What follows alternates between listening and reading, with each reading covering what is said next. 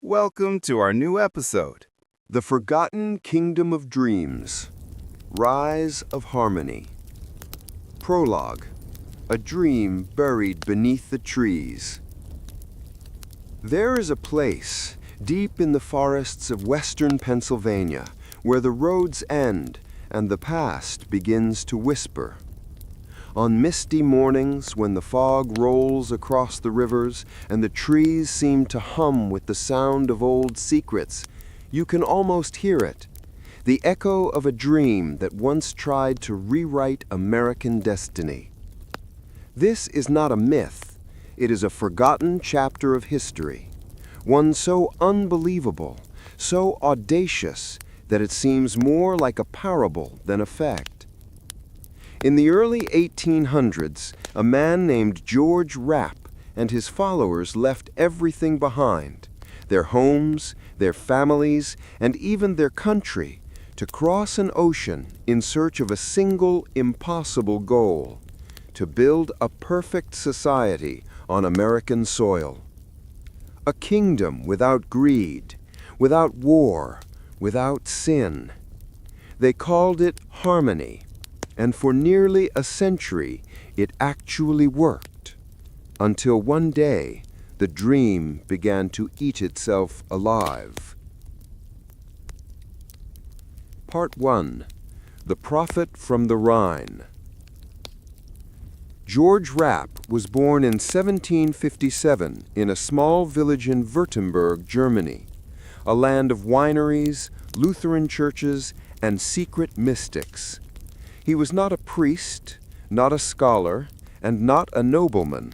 He was a farmer, but one with a gift for fire.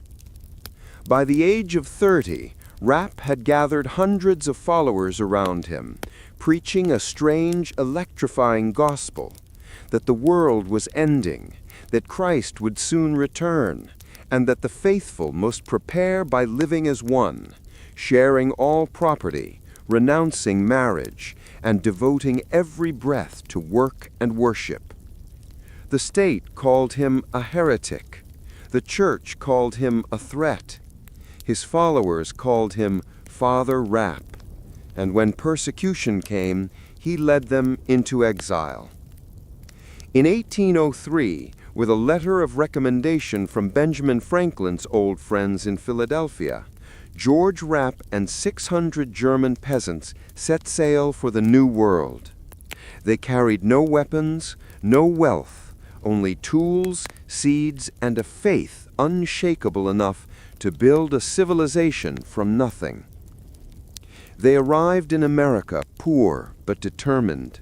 Within 2 years, they would create one of the most successful communal societies in American history. Part 2. The Miracle at Harmony. The settlers moved west, following the Ohio River until they found fertile land near Pittsburgh.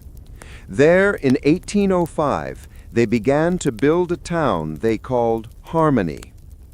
They worked like no one else. Men and women rose before sunrise, prayed, and labored side by side. They built houses, mills, breweries, and a great church at the center of town. They drained swamps and tamed forests. Every brick was laid by hand. Every field was tilled in common. Within a decade, Harmony was a marvel of efficiency and prosperity. The town had more than 700 residents, dozens of industries, and exports worth thousands of dollars a year. They made fine wool, linen, and whiskey. They operated sawmills and foundries. Their goods were sold across the frontier and even shipped to New Orleans. Visitors from all over the young United States came to see it and could hardly believe their eyes. Here was a community without crime, without poverty, without money changing hands. The people of Harmony lived simply, dressed plainly, and spoke softly. They believed that every act of labor was a form of prayer. They also believed that marriage was a distraction from God. And so, in 1807, Under Father Rapp's guidance, the entire community renounced sexual relations. Husbands and wives were separated. The next generation would be raised not by birth, but by conversion. It was one of the strangest social experiments in world history, a society that built prosperity by rejecting human desire. And it worked. For a time. Part 3. The American Eden. By 1814, Harmony was so successful that Rapp decided to move the entire community, all 700 souls, even further west to find richer soil. They sold their Pennsylvania land to new settlers and purchased 30,000 acres along the Wabash River in the Indiana Territory. There they built a new Harmony, even greater than the first. They cleared forests, erected brick houses, laid out streets, and built workshops powered by water wheels. They planted orchards, vineyards, and fields of wheat that rippled like gold in the summer wind. They built a great church that could hold every member of the town, its white spire gleaming against the wilderness sky. Travelers described the scene with awe. One wrote, "If perfection on earth could be achieved, it has been done in New Harmony." But beneath the peace and order, cracks were forming. The celibacy vow meant there were no children. Their population was aging. The community depended entirely on newcomers, but few outsiders could adapt to their strict discipline. The endless labor, the lack of personal property, and the constant watchfulness of Father Rapp's counsel began to wear on them. And Father Rapp himself was growing old and stranger. He began to speak more and more of the end of days. He predicted that Christ would appear in harmony before his death. His followers waited, faithfully, for a miracle that never came. By 1824, the once harmonious community was exhausted. They sold their town lock, stock, and barrel to a wealthy Scottish industrialist named Robert Owen, who planned to turn it into a new kind of utopia based on science and reason. The harmonists moved back to Pennsylvania once again. They built their third and final town, which they called Economy. And there, the story took its strangest turn. The Twilight Kingdom. Fall of Harmony. Part 4. The Kingdom of Economy. Economy was built on the banks of the Ohio River in 1825. It was smaller but richer than the Harmonies before it. Its red brick houses stood in neat rows. Its streets were lined with orchards and gardens. Its workshops hummed with industry. The Harmonists produced silk, wine, textiles, and even oil from their own wells. They became millionaires, a celibate commune that out-earned most American cities. By 1830, the Society of Harmony was worth over $500,000, the equivalent of tens of millions today. And yet, they lived simply, eating vegetables, wearing homespun, and sleeping on plain wooden beds. Visitors flocked to see them. Writers, politicians, European nobles. Charles Dickens visited. So did presidents. They came expecting fanatics and found industrious artisans, serene and self-assured. But not all was well in the kingdom of economy. Father Rapp was now over 70. His charisma was fading, and a new figure was about to tear the community apart. Part 5. The False Messiah. In 1831, a man named Bernhard Müller arrived in Economy claiming to be a prophet. He called himself Count de Leon, a mysterious German mystic dressed in fine robes and speaking in riddles. He told the Harmonists that he was the Lion of Judah, sent by God to lead them into the final age of divine peace. He promised miracles, youth, and eternal life. To the aging, weary followers of Father Rapp, many of whom had waited decades for Christ's return. His words were intoxicating.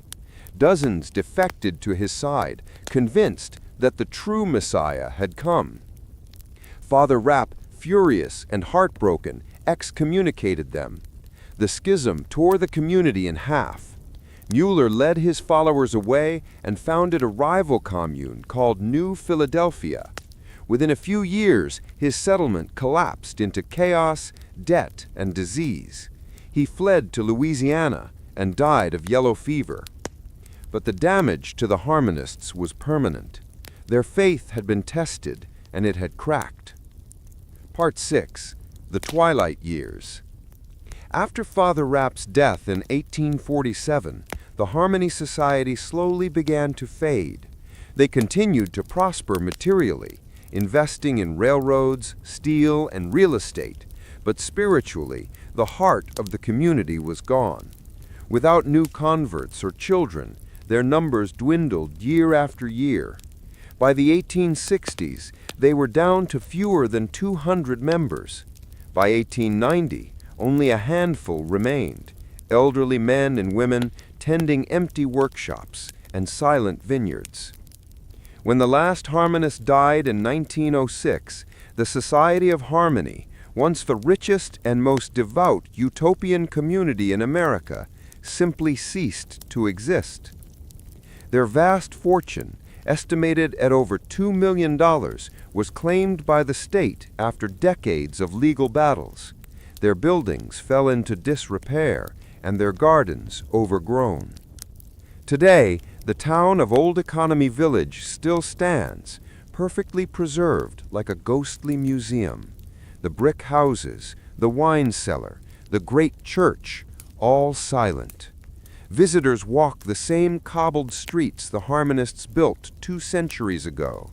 They can see the looms, the spinning wheels, the barrels of wine, and the sleeping quarters where men and women lived apart, dreaming of heaven. But the dream itself is gone. Part 7. The Forgotten Lesson.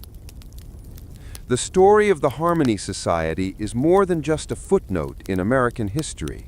It is a mirror, reflecting a truth that runs through the nation's DNA. America has always been a land of dreamers, from Puritans to pioneers, from gold seekers to visionaries. Its story is written by those who believed they could build perfection in an imperfect world. And yet, every attempt, every Eden, every utopia, every city on a hill carries the same tragic seed. The more perfect the dream, the more fragile it becomes. Harmony was a place where greed was forbidden and labor was holy. It was a community that built beauty from faith and discipline. But in denying desire, in suppressing the ordinary pulse of human life, it also denied its own future. By trying to build heaven on earth, they forgot that heaven needs life to sustain it. And so, like a candle burning too brightly, their light went out, leaving behind only the faint glow of memory. Epilogue. The Kingdom Beneath the Trees.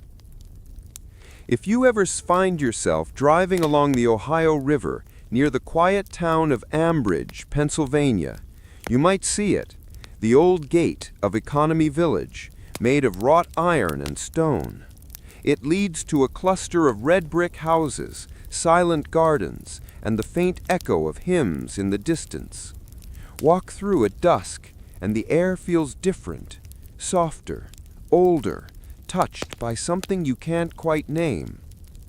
Here, once upon a time, 1,000 souls believed they could bring paradise to earth. They built it with their hands, they guarded it with their faith, and they watched it die in peace. The wind moves gently through the orchards, and the last light of day spills across the cobblestones. For a moment, it's easy to imagine that they're still here, that the dream never ended, only slipped beneath the trees to rest. And as the stars rise over the quiet fields of Pennsylvania, the story of the Harmonists becomes what it was always meant to be, not a warning, not a failure, but a hymn to the strange, unending human hunger for a better world.